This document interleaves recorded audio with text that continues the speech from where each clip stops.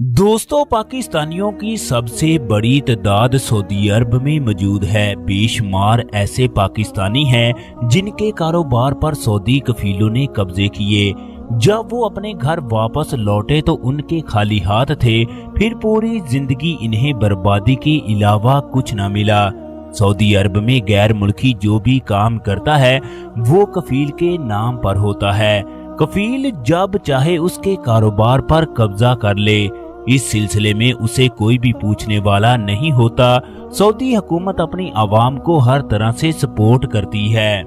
दोस्तों, सऊदी अरब में रहते हुए उसे 10 साल का अरसा हो गया। उसके पास 5 ट्रक थे जिनसे वो लाखों रियाल कमाता। जब उसने सऊदी अरब में पहला कदम रखा तो उसके पास खाने तक के पैसे मौजूद ना थे, मगर फिर खुदा ने करम किया, उसकी जिंदगी बदल गई। बेशुमार दौलत होने की वजह से उसने बहन भाइयों को बुलाना छोड़ दिया।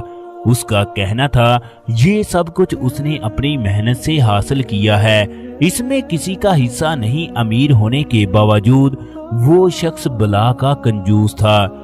एक दिन वो जद्दा के शाहरा टेलीविजन रोड से वापस जा रहा था कि उसका एक्सीडेंट हुआ। इसकी गाड़ी के नीचे एक अरबी आकर फौत हो गया। चनाचे सऊदी पुलिस ने इस आदमी को गिरफ्तार कर लिया। सऊदी अदालत में इस आदमी पर केस चलने लगा, जबकि इस आदमी के कारोबार पर सऊदी कफील ने कब्जा कर लिया। जेल में ये खबर इसके लिए पहाड़ बनकर गिरी। शुरू में 2 महीने तक तो सब कुछ ठीक रहा। फिर इस आदमी की बीवी को किराएदार ने घर से निकाल दिया। बीवी के पास ठिकाना ना था। उसने कई बार कफील के घर के चक्कर लगाए, मगर कफील भी बात सुनने के लिए तैयार नहीं था। वो आदमी जो लाखों रियाल कमाता वो 2 महीने के अंदर ना सिर्फ जेल में चला गया, बल्कि उसके बीवी बच्चे सड़कों की खाक छानने लगे। ये आदमी अब जेल के अंदर अपने गुनाहों को याद करता कि मैंने अपने वालिदैन बहन भाइयों के साथ अच्छा नहीं किया। 3 साल से मैंने इन्हें 1 रियाल तक न भेजा।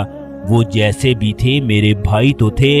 अब इस आदमी की माँ इस कदर नाराज थी कि उसने इसकी शक्ल ना देखने की कसम खाई। चनाचे अब इसने जेल से अपने भाई को कॉल की कि मैं इस तरह सऊदी अरब की जेल में पड़ा हूँ। माँ से कहना कि मेरे लिए दुआ करे, मेरी गलतियों को माफ कर दे। माँ तो माँ होती है। जब उसको इसके हालात का पता चला तो वो खुदा से अपने बेटे के लिए फरियादें करने लगी। इस आदमी का नाम सलामत था। चनाचे भाई ने सलामत की बीवी को पैसे भेजे, जिसकी मदद से उसने किराए पर घर लिया। यूं सलामत के बच्चों को छत नसीब हुई। अदालत में केस को चलते हुए 1 साल हो गया। चनाचे अदालत ने 3 लाख रियाल अदा करने का हुक्म दिया। अगर सलामत ये जुर्माना अदा ना करे तो उसे मजीद 10 साल की सजा का हुक्म दिया गया। सलामत के तमाम कारोबार पर सऊदी कफील का कब्जा था, लिहाजा वो इतनी बड़ी जुर्माने की रकम अदा करने के बारे में सोच भी नहीं सकता था। भाइयों को जब इस बात की इतला मिली तो इन्होंने फैसला किया चाहे कुछ भी हो जाए वो अपने भाई को जेल में नहीं रहने देंगे। लिहाजा इन्होंने 10 एकड़ जमीन को अपने भाई की जान के लिए फरोख्त कर दिया। दोनों भाइयों ने बड़ी मुश्किल से ये काम किया। इसके बाद छोटा भाई तमाम रकम लेकर सऊदी अरब गया। वहां जाकर अदालत में तमाम रकम जमा करवाई। यूं भाई को आजादी नसीब हुई। वापस आकर सलामत अली ने अपने माँ बाप से माफी मांगी। यूं इसकी माँ ने इसे माफ कर दिया।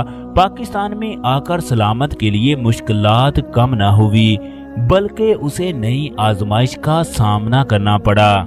वो एक दिन नमाज के दौरान गिर पड़ा। उसे अस्पताल पहुंचाया गया। डॉक्टरों के मुताबिक उसे जिगर का कैंसर लास्ट स्टेज का था।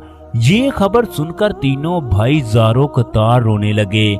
भाइयों ने फिर फैसला किया कि वो अपने भाई की जिंदगी के लिए हर चीज को कुर्बान कर देंगे। सलामत अपने भाइयों को मना करता कि मेरी जिंदगी चंद रोज की है, क्यों मेरे लिए अपनी जायदाद को कुर्बान कर रहे हो? तुम लोगों ने पहले ही मेरे लिए बहुत कुछ किया है।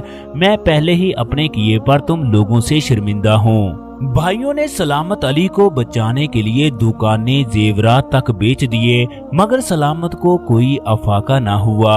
उसकी तबीयत दिन ब दिन खराब रहने लगी। एक दिन उसने भाइयों को बुलाकर कहा कि मेरे भाइयों, मैंने तुम्हें बहुत दुख दिए।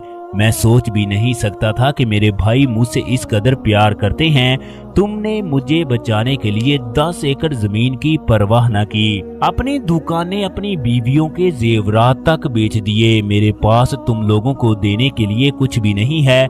मैं तुम लोगों से अपने किए पर माफी मांगता हूँ। मुझे माफ कर देना, मैं खुद गर्ज होकर अपने फराइज अदा न कर सका।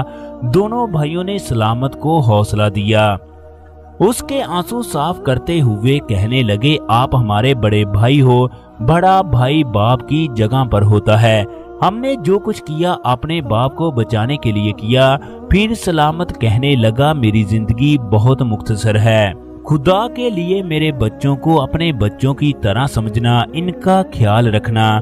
मुझे उम्मीद है तुम लोग मेरे बच्चों का इसी तरह ख्याल रखोगे जिस तरह मेरा करते थे। भाइयों ने सलामत से तमाम चीजों का वादा किया। इसके बाद कुछ ही दिनों के बाद सलामत का इंतकाल हो गया। सलामत के बीवी बच्चे उसी तरह घर में रहने लगे। दोनों भाई अपने बच्चों से ज्यादा उसके बच्चों का ख्याल रखते।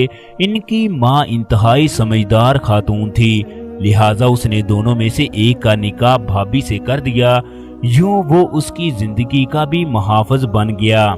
अभी सलामत की वफात को कुछ माह हुए थे कि एक दिन सऊदी अरब से कॉल आई कि सऊदी अरब में आपके कारोबार का जो केस चल रहा था वो आप जीत चुके हो।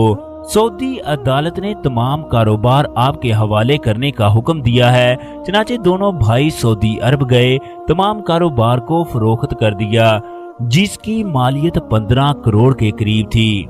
वापस पाकिस्तान पहुंचकर इन लोगों ने जमीन खरीदी, शहर में छोटा सा कारोबार शुरू कर लिया। खुदा ने बरकत डाली, यूं ये लोग एक साल के दौरान करोड़ों के मालिक बन गए। ख़वातीनो हज़रात, अगर इंसान की नीयत ठीक हो तो रब वहां से नवाजता है जहां से इंसान ने कभी सोचा भी नहीं होता। ये दुनिया आर्जी है जिसके पीछे हम भागते हैं। दुनिया में सबसे प्यारी चीज एहसास है जो बहुत ही कम लोगों के पास होता है। एहसास खून के रिश्तों से ज्यादा मजबूत होता है। दोस्तों, इस वक्त ये दुनिया की हकीकत बन चुकी है कि लोगों के दरमियान खून के रिश्तों में वफा नहीं रही। यही वजह है दुनिया में सुकून खत्म हो चुका है। सुकून एहसास में छुपा हुआ है। अल्लाह रब्बुल इज्जत तमाम परदेशियों की हिफाजत फरमाए, आमीन। दोस्तों, आज की हमारी वीडियो कैसी लगी? अगर आज की हमारी वीडियो पसंद आए तो वीडियो को लाइक और शेयर कीजिएगा। इसके साथ साथ अगर आप लोग हमारे चैनल पर नए हैं तो चैनल को लाजमी तौर पर सब्सक्राइब कर दीजिएगा। शुक्रिया।